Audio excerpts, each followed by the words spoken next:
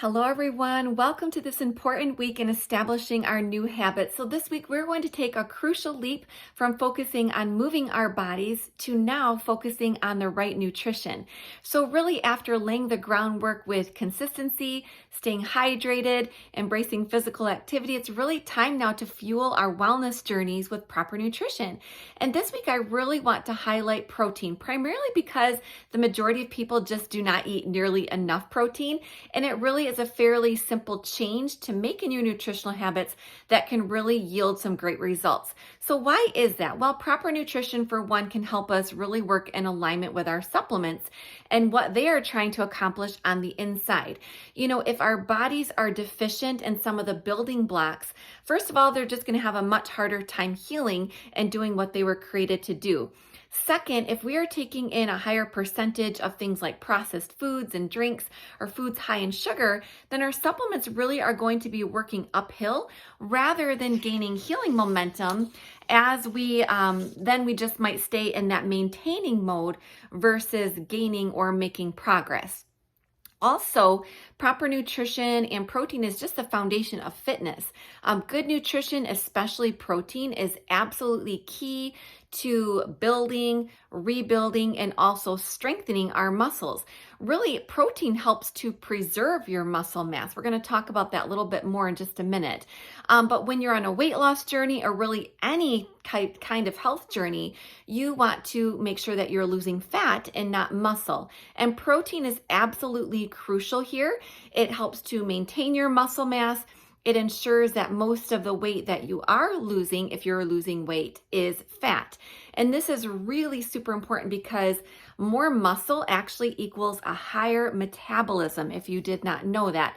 One of my very favorite ways to think about muscle is that it's your body's metabolic currency.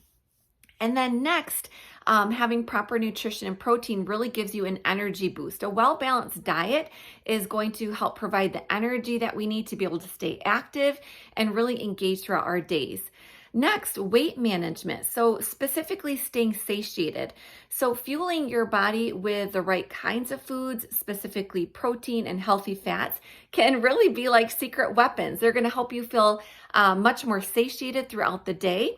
And they're going to keep your blood sugars more level when you eat protein and healthy fats, as well as foods high in fiber. You are just going to feel full longer, which means you're going to be much less likely to raid that snack drawer during the day. That can really sabotage your progress. It's also just a fantastic way to keep your eating habits in check without really feeling like you are missing out throughout the course of your day either.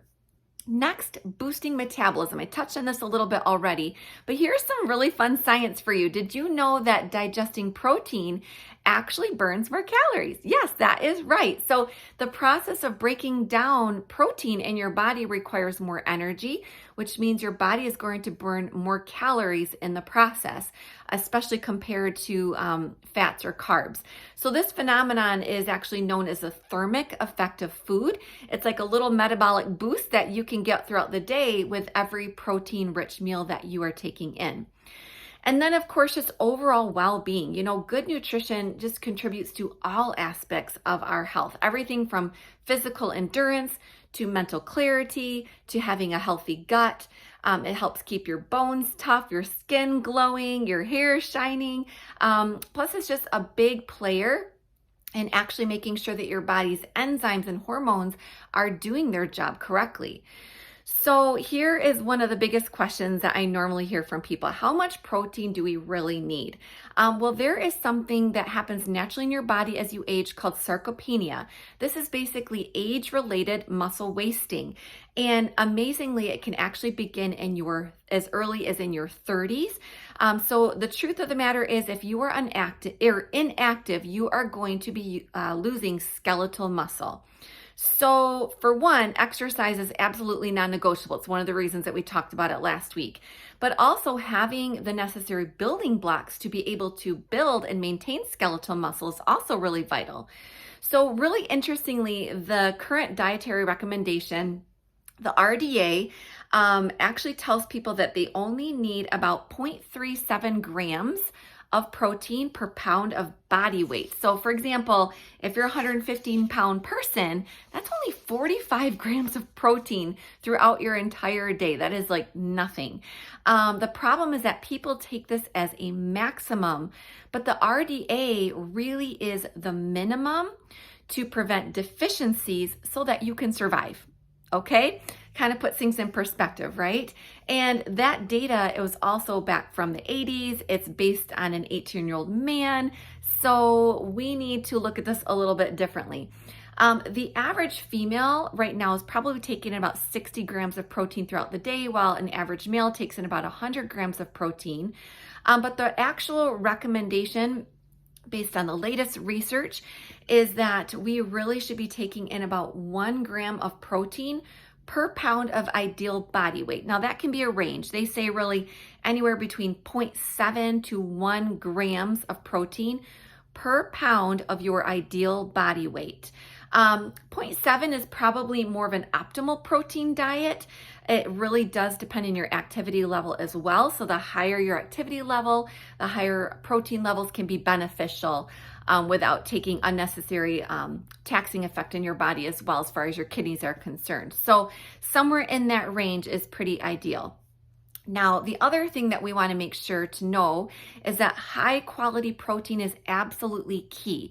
And this really is based on the amino acid profile that you would get in various types of protein. So really animal-based protein is best, and that is purely based on an amino acid profile, nothing else, no personal preference here. But low quality protein would be proteins that would be considered to just not have a great rate of absorption. Their amino acid profile would not be as complete, and that would be often more like plant-based protein. So it's not that they're bad. It's just if you're comparing apples to apples and you're trying to get the most bang for your buck, when you're taking in protein, you're going to get much more value out of clean animal-based protein.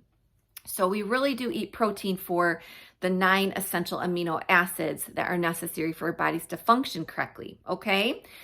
The other thing that I want to mention too is that something called bolus dosing of protein is very beneficial. Bolus dosing just means like a large dose of protein at the same time. And that is basically you're taking in higher amounts of protein in individual settings versus trickling just little bits of protein throughout your day. You're going to get much more benefit if you get a higher dose of protein all at the same time. So it's actually recommended that you take in 30 to 50 grams of protein at your first meal of the day. And that is for a couple of reasons. Overcoming something called anabolic resistance, you can Google that, but also to stimulate skeletal muscle. Isn't that so interesting? Skeletal muscle is a nutrient sensing organ, so therefore it requires a dose response. You are going to get way more benefit in really synthesizing muscle protein from a bolus meal than you would from a small snack, like I said, 5 to 7 grams of protein kind of scattered throughout your day. So think about it this way. If food is medicine, then we need to dose it appropriately, okay? So a little bit of science here for you, but I just want you to understand how important it is and why we are stressing this week. And so this week here is the plan. We are going to be sharing some nutrition tips with you. We're going to share some easy tips on how you can incorporate nutrition with some really great protein boosts into your lifestyle, no matter how busy you are. I would also love for you to take the freedom to share just any of your favorite or delicious protein-rich recipes. Maybe they're simple ones that you have learned that really work in your day, things that have really helped you. I want you to share your favorite nutritious meals, snacks, even prepping routines, anything like that. So let's really inspire each other with just healthy choices. Let's help each other just by finding new options that we can enjoy and just really work as a team together to do that this week. And then of course, we're going to have another nutrition challenge to make this fun. I really want to wrap this week out with one more really great drawing at the end of the week.